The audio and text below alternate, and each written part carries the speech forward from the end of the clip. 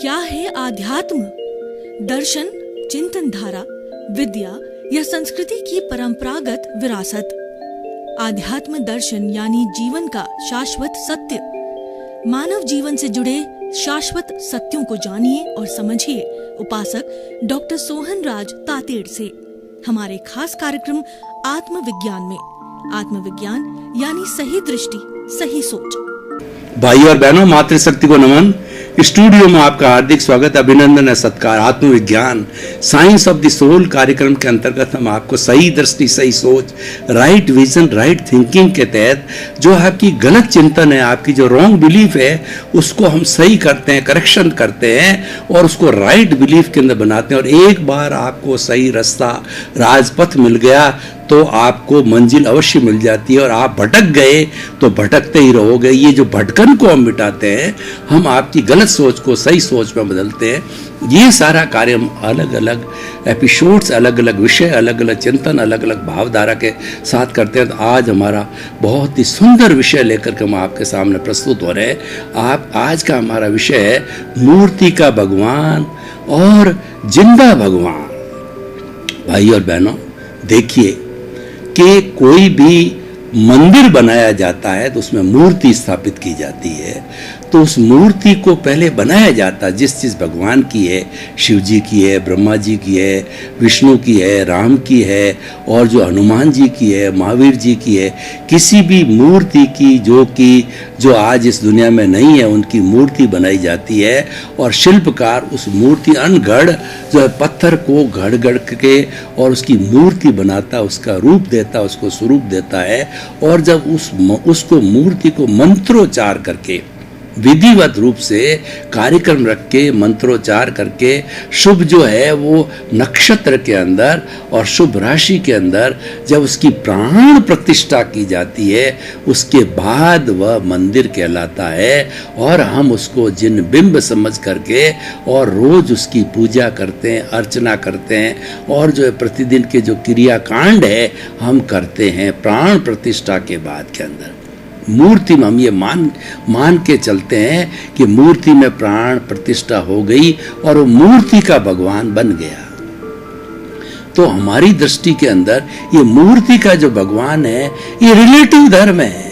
हमारा आत्मविज्ञान कार्यक्रम किसी भी धर्म की अवहेलना नहीं करता, किसी भी क्रियाकांड को गलत नहीं बताता, रियल रिलेटिव का फर्क आपको बताता है और आपको निर्णय करना है। रिलेटिव धर्म भी अच्छा है। रिलेटिव धर्म से पुण्य का बंध होता है और पुण्य का बंध हमें अगली गति के अंदर, मनुष्य गति या जो है हमको देव गति में ले जाता। अधिक अगर हमारे पुण्य हैं, बहुत ज़्यादा बंध किया है तो हमको देव गति में ले जाता है। और देव गति जो है वह कम से कम 10,000 साल की होती है। अधिकतर जो है हाईएस्ट आयु है वह 33 सागरोपम की है। 10,000 साल भी माने जो कैलकुलेटिव है तो 10,000 साल में हम कितने जन्म लेंगे। और अक्रम विज्ञान ये कहता है ये 250 वर्ष तक ही चलेगा। ये जो है लिफ्ट है, ये हाई जंप है और अत्यंत पुण्यशाली जीवों को मिलता है। और ये जो है रियल कहना चाहिए, ये धर्म का रियल स्वरूप है। ये शुभ भावों से शुद्ध भावों में जाता है, रिलेटिव से रियल में जाता है। और शुभ भाव भी अच्छे हैं। वो टाइम कंज्यूमिंग है। अगर आपको शॉर्टकट से जाना है, जल्दी जाना है, तो आप जो है अक्रम विज्ञान को अपनाइए। और उसका एक ही फॉर्मूला है कि आप जो है शुद्ध अवस्था को आ जाइए, शुभ को छोड़ के शुद्ध में आ जाइए। शुद्ध अवस्था होती है वह हमारे रियल से जुड़ी हुई है, आत्मा से जुड़ी होती है, वह जो है अविनाशी तत्व से जुड़ी हुई होती है। इसीलिए वो अविनाशी का जो है वो हमारी भाव सत्ता हो जाती है, आत्मा की भाव सत्ता। दूसरे शब्दों में ये कहते हैं कि जब किसी को ये अक्रम विज्ञान का ज्ञान मिल जाता है, विशुद्ध ज्ञान मिल जाता है, तो ज्ञान मिलने के बाद वो 5 आज्ञा का पालन करने लग जाता है। और 5 आज्ञा ही मोक्ष है, उसका ये सिद्धांत बन जाता है। तो जब उसको ये मिलने से वो रियल के अंदर ये सोचता है 5 आज्ञा क्या है। पहली तो है रिलेटिव, दूसरा है रियल, तीसरा है कर्ता व्यवस्थित शक्ति, और चौथा जो है संभाव, और पांचवा है जागृति है। तो हम रियल और रिलेटिव के हिसाब से रियल के अंदर शिफ्ट हो जाते हैं। सीधे हम जो रिलेटिव को छोड़ देते हैं, रिलेटिव जो जितनी भी मन वचन काया से जुड़ी हुई जितनी भी धार्मिक क्रियाएं क्रियाकांड हैं वो भी अच्छे हैं, वो रिलेटिव धर्म है। और रिलेटिव धर्म से जो है हमको पुण्य की प्राप्ति होती है, और मन वचन काया से मुक्त ऐसा मैं शुद्ध आत्मा हूँ। सीधा आप शुद्ध आत्मा के साथ जुड़ते हैं, उसकी भाव सत्ता के साथ जुड़ते हैं, और वह ज्ञान लेने के बाद में वो भाव सत्ता पैदा हो जाती है, वो हमारी प्रज्ञा की सत्ता है। तो जो ही आपको जो है वो ज्ञानी पुरुष ज्ञान देता है, तो ज्ञान में होता क्या है? ज्ञान में आपके अनंतानुबंधी जो मोहनीय कर्म है उसकी जहर की थैली जो है वो दर्शन मोहनीय है, उसको फेंक देता है बाहर। और अनंतानुबंधी के बाद में अप्रत्याख्यानी प्रत्याख्यानी है संजलन, बहुत मामूली तरह का मोह रहता है, वो एक तरीके से डिस्चार्ज का भाग होता है। और जैसे बर्फ की शिला की तरह जन्म जन्मांतर के डिस्चार्ज कर्म आपके इकट्ठे हुए होते हैं, बर्फ पिघलता रहता है और वह डिस्चार्ज जो है छटता रहता है, और फिर एक समय ऐसा आता है कि बर्फ जीरो हो जाता है और पानी बह जाता है। तो उसी तरीके से हमारा कॉजल बॉडी धीरे धीरे ओनली डिस्चार्ज, क्यों चार्ज बंद हो गया?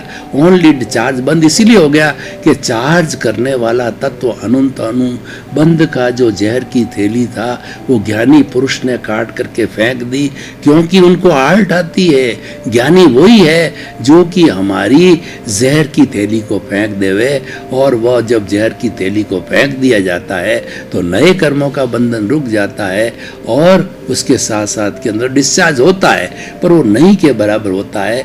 नए कॉजेज जो है बहुत मामूली पड़ते हैं, वो कोई खास नहीं होते हैं, वो आसानी से जो डिस्चार्ज की तरह ही वो समाप्त हो जाते हैं। तो भाई और बहनों, इस तरीके से जो है हम जो है वो ये बता रहे हैं कि जो भीतर का भगवान, जिंदा भगवान, वो जिंदा भगवान हमारे भीतर है। मूर्ति का भगवान रिलेटिव है, हम किसी की निंदा नहीं करते, उस भगवान को भी मानते हैं, उसको भी प्रणाम करते हैं, क्यों प्रतिष्ठित आत्मा है। और वास्तव में हम जो उसके सामने जाके खड़े होते हैं, जिस किसी भी मूर्ति हो, बालाजी की हो, राम की हो, महावीर जी की हो, तो हम उसके गुणों की भजना करते हैं। तो वो गुण तो तुम्हारे भीतर ऑलरेडी विद्यमान है जो उनके अंदर थे, तो उनकी आप इसको जिंदा भगवान की जो है आप भजना करो ना।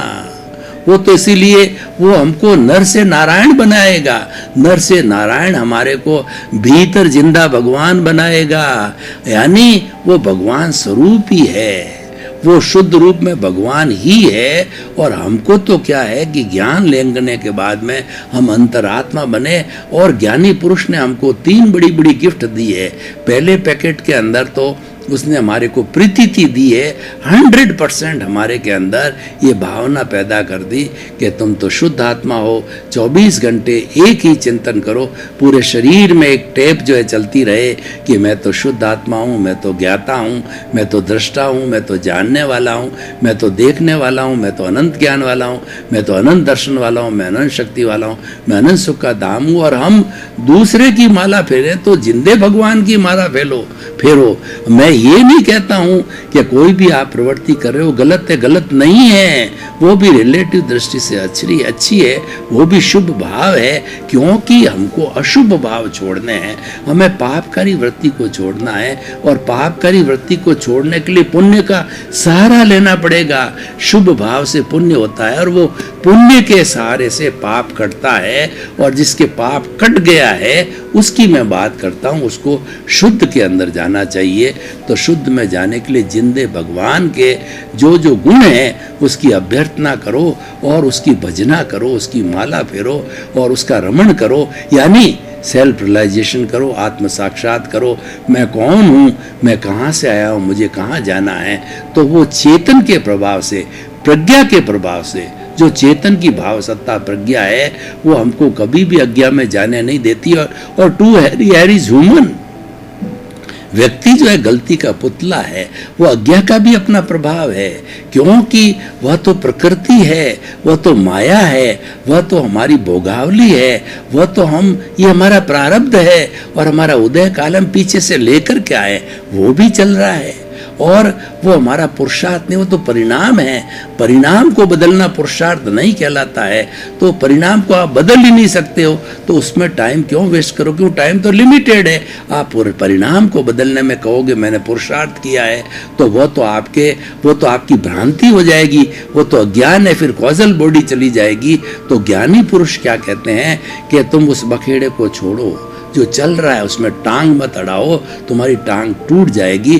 तुमको हमने पुरुष बना दिया है। ज्ञानी पुरुष क्या कहता है कि हमने तुम्हारे को पुरुष बना दिया है, तो तुम जिंदे भगवान की स्तुति करो, जिंदे भगवान का परिचय करो, उसको मुक्त करो और उसके स्वरूप को जानो। उसके स्वरूप के अंदर ये जो बाधक तत्व जो हमारा व्यवहार जगत है, व्यवहार जगत को शुद्ध कर दो, तो ये बाधक तत्व जब अज्ञान की वेल्डिंग टूट जाएगी, ये मन वचन काया का जितना जो हमारा भुगतान है जब हो जाएगा, हम अमन हो जाएंगे। मन से अमन होते ही जो है हम सिद्ध बुद्ध और मुक्त बन जाते हैं, क्योंकि जो रोड़ा आता है ये मन आ रहा है, मन वचन काया है, तीनों मिलकर के अंतःकरण बनते हैं। मन बुद्धि चित्त और अहंकार है, ये जो है रोड़ा है, ये प्रतिष्ठित आत्मा है। अंतःकरण हमारी प्रतिष्ठित आत्मा है, तो प्रतिष्ठित आत्मा का जो अज्ञा भाव है, वह अज्ञा भाव के साथ में रहने से, उसकी संगत करने से चार चालू रहता है। और इसका जो दूसरा छोर है, क्योंकि हमारी आत्मा तो विशुद्ध आत्मा है, वो तो कुछ करती नहीं। जिंदा भगवान जो है ना, वो कुछ नहीं करता है, वो तो केवल ज्ञाता है, वो तो केवल दृष्टा है। जिंदा जो है, जिंदा इंसान का भगवान है, वह तो केवल ज्ञाता दृष्टा है, अनंत ज्ञान वाला, अनंत दर्शन करने वाला, अनंत शक्ति वाला है। उसकी आप पहचान करा सकते हो कि वही आपको बुला रहा है, उसकी प्रेजेंस से ही आप खा रहे हो, पी रहे हो, उठ रहे हो, बैठ रहे हो। लेकिन जो है वह जो है वो आपको, अब वो आप उसका चिंतन करो, आप वो जिंदे भगवान के चिंतन करो, उससे संपर्क रखो, ये बात बताई जा रही है। तो भाई और बहनों, बहुत सुंदर हमारा एपिसोड है।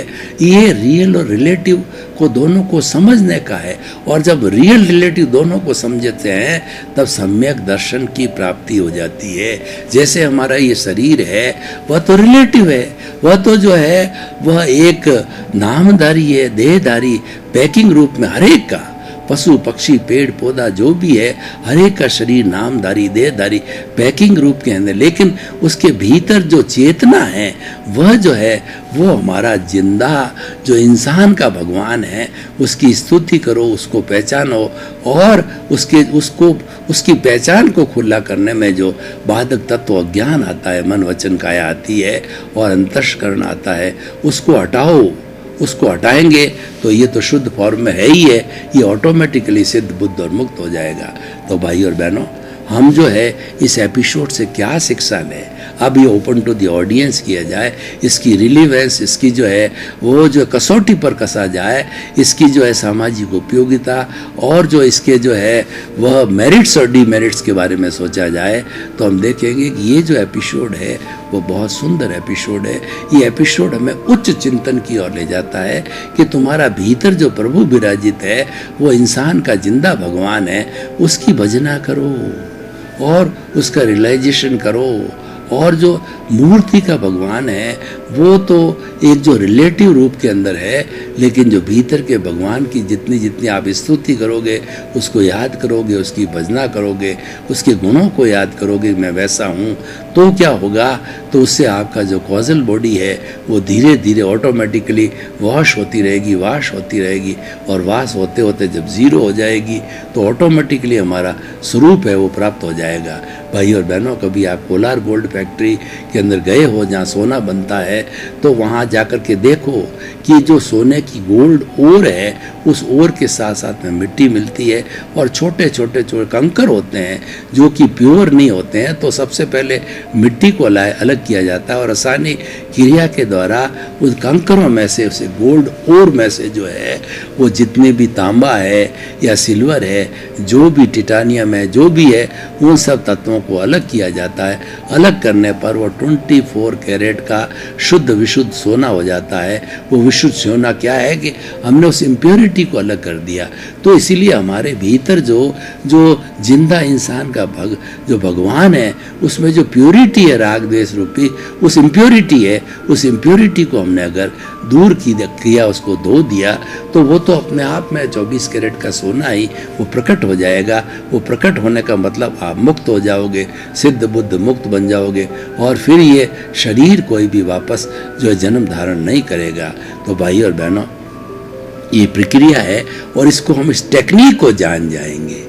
हमें टेक्निक को जानना, क्योंकि ये दृष्टि का विज्ञान है। दृष्टि का विज्ञान है वो चेतना के साथ जुड़ा हुआ है। चेतना की जो भजना करने की बात करता है, चेतना के गुणों की बात करता है।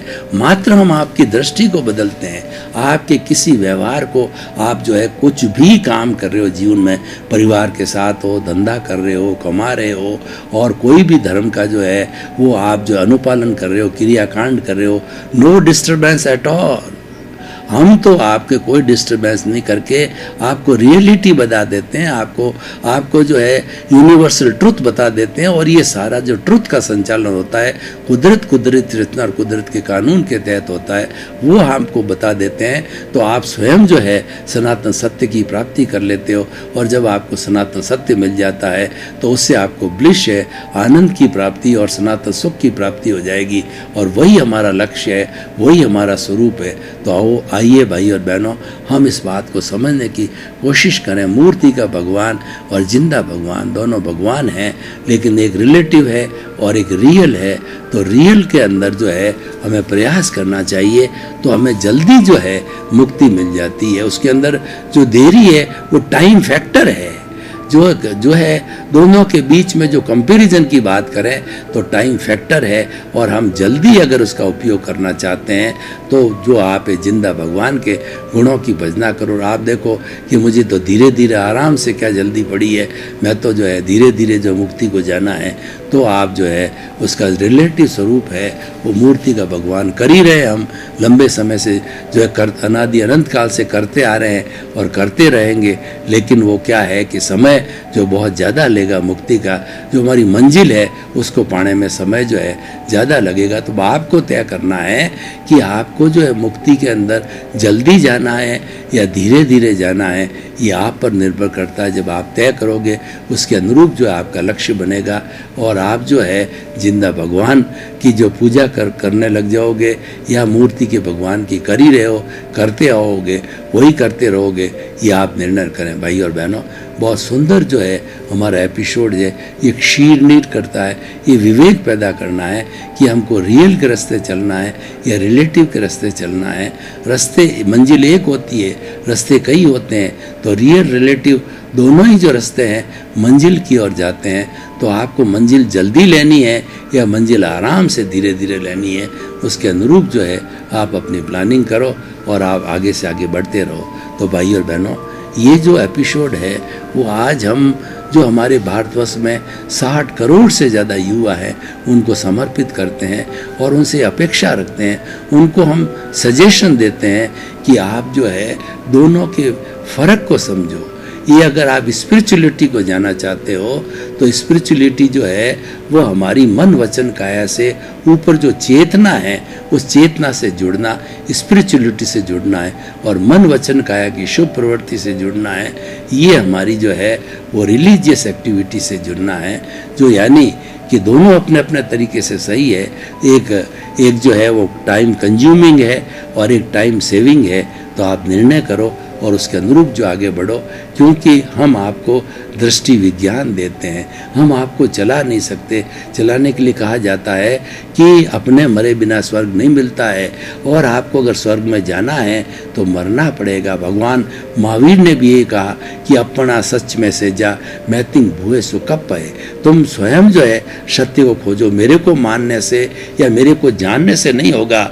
मैंने जो बात कही है वो सत्य तुम भी खोजो, उस रास्ते पर चलोगे तो तुम्हें सत्य की प्राप्ति हो जाएगी। और सत्य की प्राप्ति कब होगी? अपना सच में जेजा मैतिंग भूए सो कब पाए, जो है प्राणी मात्र से मित्रता करो। हर प्राणी के अंदर वही शुद्ध आत्मा स्वरूप के जो हमारा जिंदा जिंदे इंसान का भगवान है, उसकी खोज करो। जब उसकी खोज हो जाएगी तो आपको निश्चित रूप से मुक्ति जल्दी मिल जाएगी। तो भाई और बहनों, हम यही चाहते हैं कि आपके प्रति भी शुभ कामना करते हैं कि ज्ञान लेने, आपको सबसे पहले ज्ञान लीजिए। जो लोग ज्ञान उन्होंने नहीं लिया है वो किसी ज्ञानी पुरुष को ढूंढिए और ज्ञान को प्राप्त कीजिए। ज्ञान को प्राप्त करने से हमारे जो अनंतानुबंधी कषाय है वो समाप्त हो जाते हैं। ज्ञानी पुरुष उसको समाप्त कर देता है, हमको सम्यक दर्शन दे देता है, और सम्यक दर्शन के बाद हमको सम्यक ज्ञान, सम्यक चारित्र और सम्यक तप मिलता है, और हम उत्तरोत्तर धीरे धीरे प्रगति करते करते जो है अपने गंतव्य, जो हमारा मूल स्थान है, हमारी मंजिल है, वहाँ तक पहुँच सकते हैं। तो भाई और बहनों, आइए आज हम इस एपिसोड को अपने जीवन में उतारने की कोशिश करें, यानी रियल और रिलेटिव में से जो हम रियल भावों के अंदर जाएं, तो रियल जो भाव है वो हमें जल्दी मुक्ति की ओर ले जाते हैं, जल्दी ब्लिस की ओर ले जाते हैं, जल्दी सुख की ओर ले जाते हैं। तो हमें तो तुरंत का काम करना चाहिए, क्योंकि समय के लिए ऐसा कहा गया है, क्षण जाने ही पंडिये। एक क्षण भी जो है वो उसको वेस्ट मत करो, उसकी उपयोगिता को जानो, क्योंकि अगला श्वास आए न आए किसी को पता नहीं है कि अगला सांस लूंगा या नहीं लूंगा। इसलिए कहा गया है कि yesterday has gone away, tomorrow never exists, the moment of the present is with you to do something। भावक क्रिया करो, हमेशा वर्तमान में जियो। आप भूत और भविष्य में आवश्यकता हो तब जाके आ जाओ, लेकिन जीवन है वो वर्तमान में जीना चाहिए। ये वर्तमान में जीने को हमारी जैन साधना पद्धति के अंदर भावक क्रिया कही गई है। भावक क्रिया जो है अपने भीतर विराजित जो है वो इंसान के भगवान की पहचान करने के लिए भावक क्रिया की जाती है। भावक क्रिया का मतलब वर्तमान में रहना। अगर खाने का समय हो तो खाने में, पीने का समय हो तो पीने के अंदर, और जो है सोने का समय हो तो सोने का ध्यान, और हम वॉकिंग कर रहे हैं तो गमन योग है, वो हमारी भावक क्रिया है। यानी जो आपके साथ प्रेजेंट है, प्रेजेंट के अंदर निवास करना ही वो भावक क्रिया। और भावक क्रिया एक मुक्ति का साधन है, वो हमें अवश्य लेना चाहिए। भावक क्रिया मनुष्य के भीतर विराजित जो है वो इंसान के भगवान को पहचानने की प्रक्रिया है। भाई और बहनों, आपका बहुत बहुत धन्यवाद। आप हमारा आत्मविज्ञान कार्यक्रम बराबर देख रहे हो और देखते रहिए, क्योंकि आत्मविज्ञान कार्यक्रम जो है हमें एक नई दृष्टि, नई सृष्टि देता है, हमारे को जीवन को बदलने का सूत्र देता है, क्योंकि हमारा उद्देश्य है सर्वे भवन्तु सुखिनः सर्वे सन्तु निरामया। तो इसी क्रम में आपका जीवन आनंदमय हो, मंगलमय हो। आपके प्रति बहुत बहुत शुभकामनाएं। क्या है आध्यात्म? दर्शन, चिंतन धारा, विद्या या संस्कृति की परंपरागत विरासत। आध्यात्म दर्शन यानी जीवन का शाश्वत सत्य। मानव जीवन से जुड़े शाश्वत सत्यों को जानिए और समझिए उपासक डॉक्टर सोहन राज तातेड़ से हमारे खास कार्यक्रम आत्मविज्ञान में। आत्मविज्ञान यानी सही दृष्टि, सही सोच।